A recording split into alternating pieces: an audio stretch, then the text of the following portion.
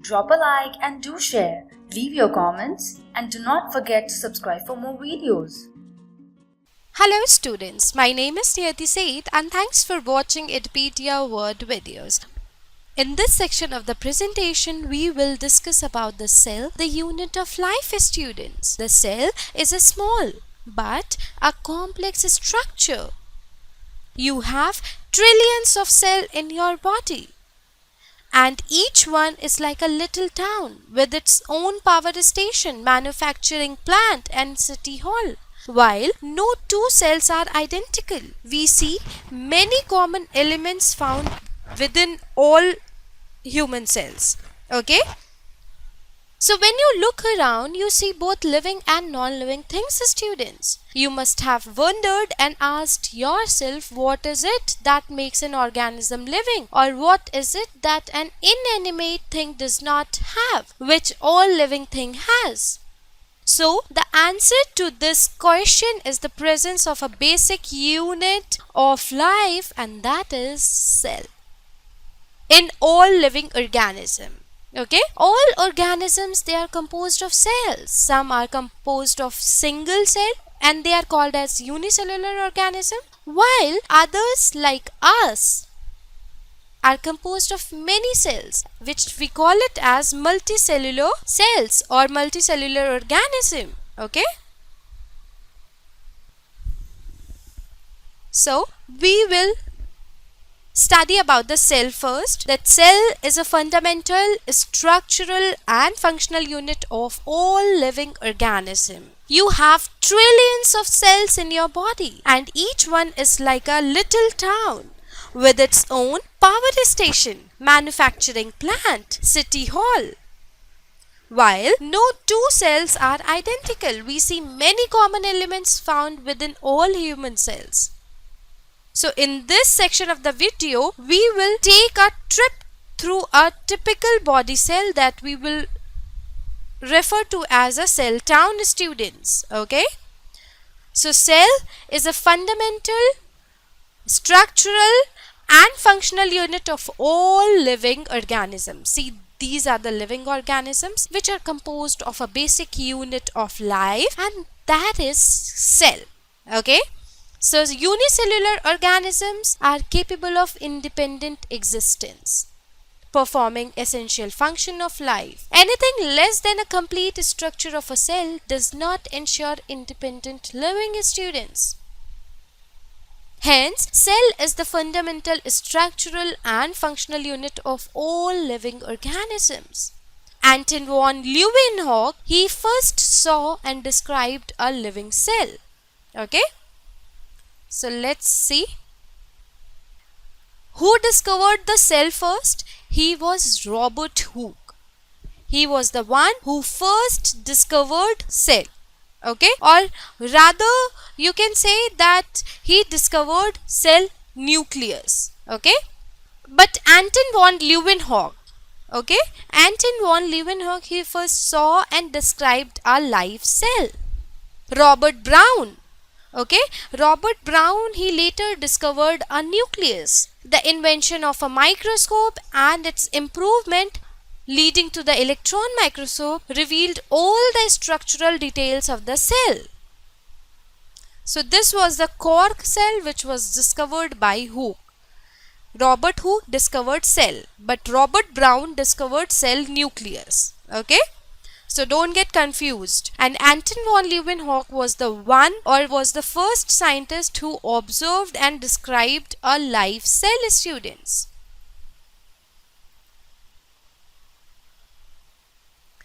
As I told you, that invention of compound and electron microscope revealed the structural detail of the cell. Okay? The invention of the microscope and its improvement leading to the electron microscope revealed all the structural details of the cell. Okay?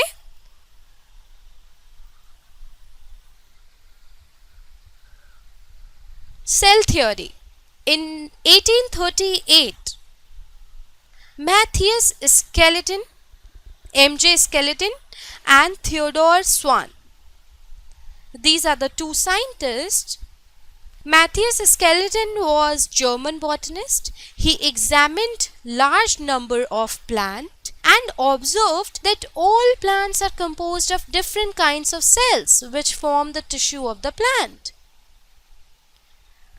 At about the same time, Theodor Swan in year 1839, just after 1 year, he discovered in 1838, and in 1839 a British zoologist, he studied different types of animal cells and reported that cells had a thin outer layer, which we today called as plasma membrane. So Malthius Skeleton in 1838, he observed that plants are composed of cells, and in year 1839 Theodor Swan, he reported that cells had a thin outer layer which we now call it as plasma membrane. He also found that plant cells have cell wall. So he also concluded that based on his studies on plant tissue, that the presence of the cell wall is a unique character of a plant cell. That means it is a unique characteristic of plant cell. Cell wall is not present in animal cell. It is a unique feature of plant cell. On the basis of this, Swan proposed the hypothesis that bodies of animals and plants, they are composed of cells and the product of cells, students. So Skeleton and Swan, a German botanist and British zoologist, that is Swan, they together formulated the cell theory. They together formed the cell theory. This theory, however, did not explain as to how new cells were formed. Then Rudolf Virchow came into being. In year 1855, he explained that cells, they divide and new cells are formed from pre-existing cells. That is, omnis cellulae acellulae. That means new cells form from pre-existing cells. This way, he modified cell theory, students. He modified the hypothesis of Skeleton and Swan to give the cell theory a final shape. Cell theory, as understood today, is all living organisms are composed of cells and product of cells, students.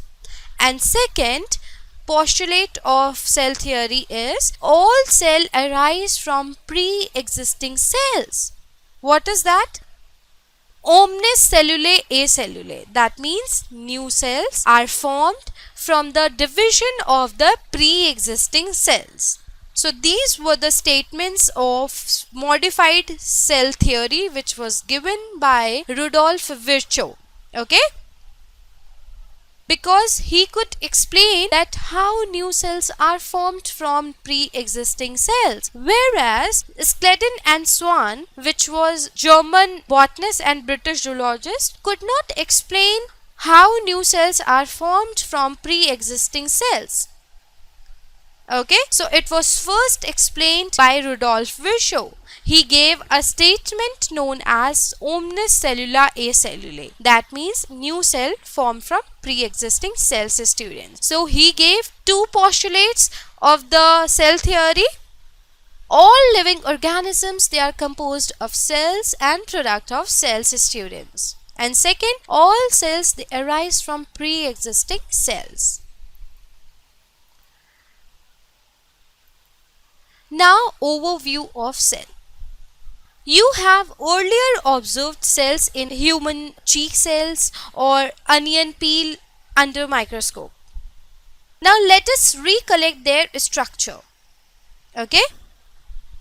So, all cell contain cytoplasm, and ribosome. The first thing you notice as you walk up to the cell town is a barrier that surrounds the entire outside of the cell, and that is known as plasma membrane. See, this is the plasma membrane of a cell. That is a boundary of a cell, or it acts as a barrier that surrounds the entire outside of the cell. Plasma membrane is also called as cell membrane, students, and you quickly notice that it's preventing you from freely walking into the town. right? And you are not alone in your desire to enter cell town. You have to take permission to enter through the plasma membrane. This is because a plasma membrane is selectively permeable, students. And selectivity is a type of protection that helps keep the harmful riffraff out. So to gain permission to enter the cell, you need to meet with the border patrol, which are protein molecules, which are stationed along the fatty bilayers of plasma membrane, students. Okay. Then comes nucleus. City Hall is the nucleus of the cell town. This means it's the control center of the cell. See, it's the brain of the cell that contains DNA, which is a genetic material that contains the instruction for building the body. As you can imagine, this is the function worth protecting, and why the plasma membrane is so selecting in deciding who or what can come inside a cell, students. Okay? So all cell contains cytoplasm. What is cytoplasm, students? See, this fluid is cytoplasm. You can see the nucleus positioned near the center of the cell town. See, this is the nucleus. Okay, but in order to get there, you realize that you must wade through cytoplasm, which is gel-like substance inside plasma membrane. This is where much of the cell's activity take place, and you notice it contains the metabolic machines or organs of the cell, which we call it as organelles. Okay, so the term organelles means little organs, which make this term a bit easier to recall. Okay, and another component is ribosome. Okay, so ribosome is non-membrane bound organelles which is found in cytoplasm. Okay, chloroplast, mitochondria, or on rough ER, that is endoplasmic reticulum. See, this is the zoom view of ribosome. Ribosomes are the site where proteins are made. Okay, or you can say that ribosome, they act as protein factories. The rough ER is the protein packaging plant where proteins are readied for transport. And these protein packages then head off to Golgi apparatus. Okay, see, this is the Golgi apparatus. This is ER, that is rough endoplasmic reticulum, and this is the Golgi body. Okay, where proteins are readied for transport, and these proteins are then packaged and then head off to the Golgi apparatus, which is another important structure that kind of looks like pita bread folded up on itself. Okay, this is sorting and distribution center for proteins, students. Okay, and the proteins that come into Golgi apparatus gets modified and then tagged for shipment to wherever they are needed. Okay.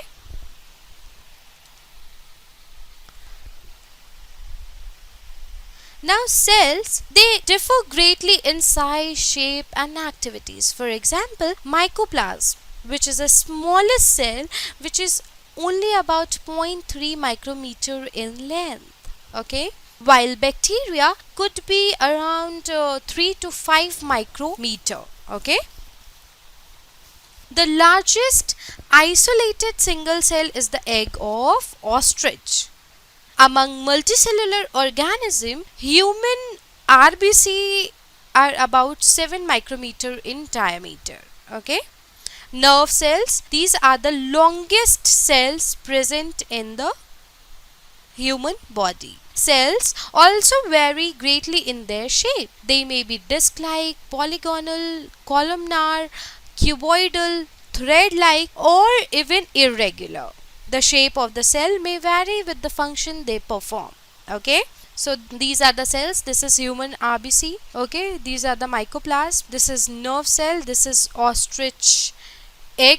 Okay, and this is the typical representation of a eukaryotic cell, which is around 10 to 20 micrometer in length, and typical bacteria, it varies from 1 to 2 micrometer, and PPLO, it varies about 0.1 micrometer, and viruses vary about 0.02 to 0.2 micrometer.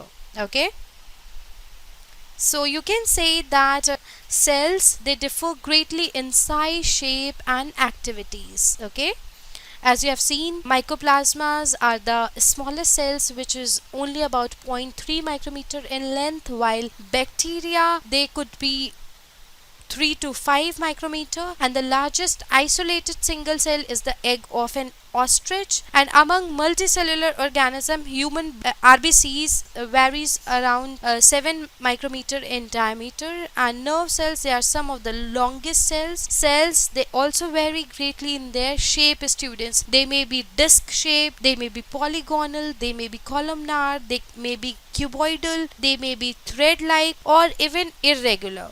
So the shape of the cells, they may vary with the function they perform.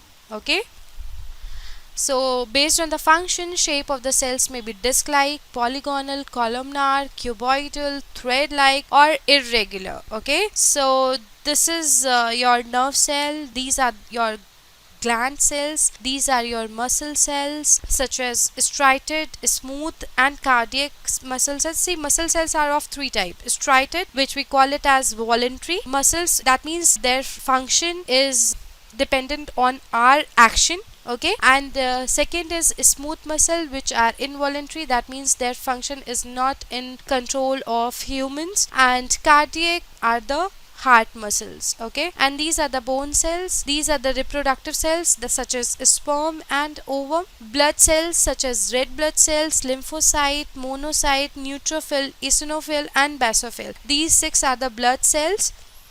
Human blood cells, as I just taught you, that it could vary about 7 micrometer in diameter among multicellular organism. Okay, and these are the parenchyma tissue, collenchyma tissue, and sclerenchyma tissue. I have already taught you in detail about these 3 tissue in the anatomy of a flowering plants chapter, so you can refer to that presentation for the very better understanding. Okay, so these are the cells based on the function. Shape of the cells may be disc-like, polygonal, columnar, cuboidal, thread-like, or irregular. Okay, so cells are 2 types, prokaryotics and eukaryotes. So this was all about the overview of cell. In my next section of the presentation, I'll be teaching you about the prokaryotic cells. Okay, so till then, stay tuned and keep watching Edupedia Word videos. Thank you.